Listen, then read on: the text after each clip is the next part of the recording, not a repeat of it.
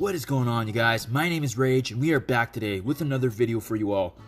In today's update to Marvel Strike Force, Longshot is finally entering the fray, and with his entry into the Marvel Strike universe, we now have the opportunity to actually gain an increased 15% chance, as you can see here, in terms of obtaining his red star orb. So there you guys go. We're going to go ahead and review his character, his kit today in terms of the T4s we recommend.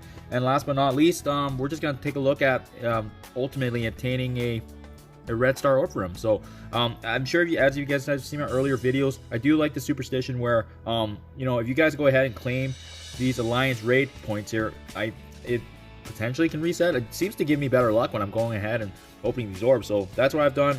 My last few videos has worked out for me. So game plan is to open at least 10 today, at least 10 or less, just to get that 3 red star that I'm hoping to get. So as you guys can see here, Longshot's avatar is here, so he is officially in the game. But what I like to do also is just double check by hitting the eye here, and then what you can do is just hit eye again on the very bottom, and when you scroll to the bottom here, you do see a Longshot here with an extra 15%. So there you guys have it. We're gonna dive right in then. Let's take a look and see how we do today. Oh, already a blue. Oh my goodness, wow. So there you guys have it. That's my game plan. I always like to save these red star orbs, and I only aim for the 3 anyway, so that works for me. I wasn't expecting it to be right from the get-go, but there you guys have it. The streak continues with Longshot. It seems like I always have good luck when I go ahead and hit those alliance creds. So you know what, you guys, let's go ahead and take a look at his kit and what he brings to the table here. So Longshot, what does he do? Taking a look at his abilities here, Blade Toss. Essentially, he just attacks the primary target, as well as the bonus attack for extra 50% damage. As you guys level it up, it does increase it, the overall percentage done. So just because this is an extra 50% on the level 7, it's pretty standard, to be honest. So I don't know if I would actually T4 this just yet. I would need to see the synergy of the XFactor in addition to how he synergizes with Shatterstar. But fortunately, if Shatterstar is his ally, he does that bonus attack, so that's good to know. Next, his special ability, Fan of Knives.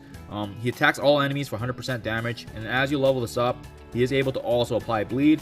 And then once you level it to level 6, he always applies the bleed to all those enemies attacked. In addition, if you guys were to T4 this, he adds an extra 60% damage on top of everything else. So I always like to assess the T4s based on the previous levels. And as you can see here, when you do upgrade this T4 here, it is a combination of level 4, level 5, and level 6. So if the XFactor proves to be very, very high damaging and is a good, like, let's say for instance, a war offense team, this is definitely worth T4ing, just because this upgrade alone is actually worth 3 levels. So this one is a potential T4, but again, we would need more information just to see how the XFactor fares and how Longshot and Shatterstar synergize with one another in a team setting. Next, Longshot's Knife Assault here, ultimate. Essentially, he attacks the primary target here for 200% damage, and additionally, this damage is increased by his total crit chance. So as you guys can see here, as you level it up, his damage increases in addition to his extra critical hit chance. So that overall will increase his overall damage. Last but not least, the T4 here then is an extra 150%. So this is actually a pretty sizable increase as well, because as you can see here, the level 5 gives him 100%, level 4 gives him 20%, and level 7 is higher than both of that. So in terms of overall value and what you're getting, both his special and his ultimate is actually worth, in my opinion, if this is a really good team for offense, I think it's worth actually T4ing. So let's take a look at his passive here.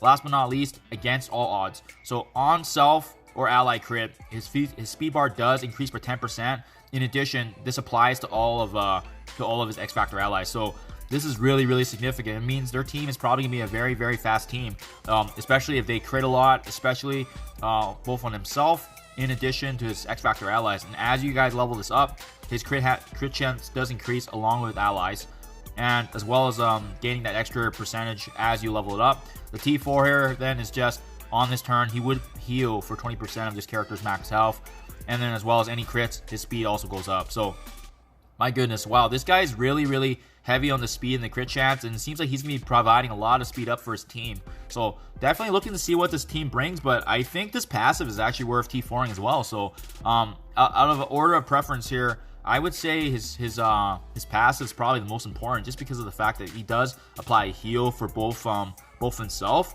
But additionally, he also fills up his entire team's speed, and speed's a big deal in this game, especially if you can have an advantage over the opponent and getting more turns, as we've seen with the symbiote roster. So there you guys have it. I would definitely consider T4ing his special, his ultimate, as well as his passive. But again, at the end of the day, we got to see what the XFactor is bringing to Marvel Strike Force, whether or not they're a specific counter to specific teams.